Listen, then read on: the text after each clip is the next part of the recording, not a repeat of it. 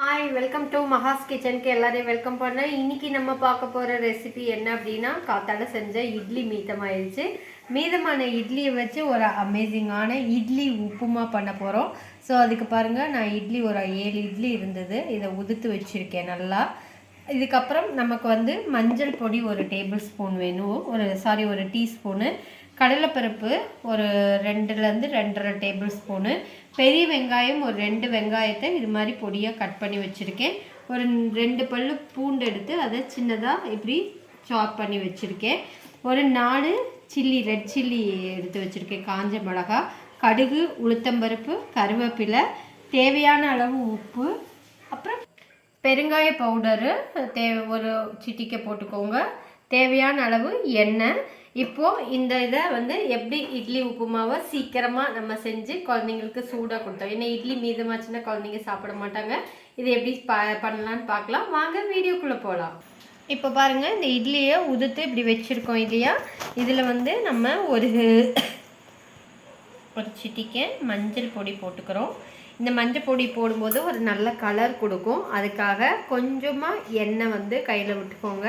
இந்த எண்ணெயோடையே கொஞ்சம் நமக்கு தண்ணியும், எண்ணெய் தண்ணி ரெண்டும் கலக்கும்போது ஒன்று ஒட்டாது.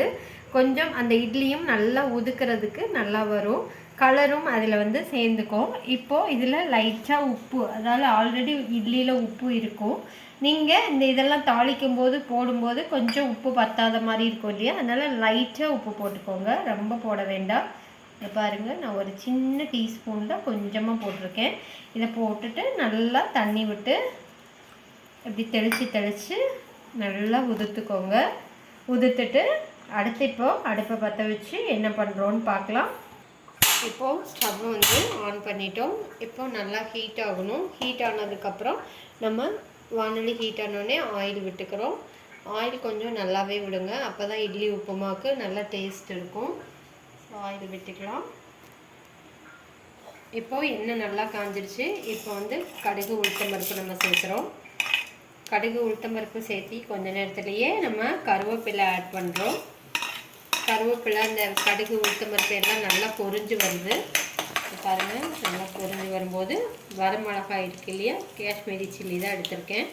ஏன்னா அது காரம் கம்மியாகவும் இருக்கும், குழந்தைங்களுக்கு அந்த இட்லி உப்புமா டேஸ்ட்டுக்கு நல்லாயிருக்கும், அதனால் இதை எடுத்திருக்கேன். இப்போது கடலைப்பருப்பு ஆட் பண்ணுறேன். இது ஒரு 2 டேபிள் ஸ்பூன் கடலைப்பருப்பு போட்டுக்கோங்க. ஏன்னா கடலைப்பருப்போட அந்த இட்லி சாப்பிடும்போது டேஸ்ட்டு நல்லாயிருக்கும். இப்போது நல்லா இதை வதக்கிட்டு இது கூடவே வெங்காயம், பூண்டு கட் பண்ணி வச்சுருக்கோம் இல்லையா, அதையும் ஆட் பண்ண போகிறோம்.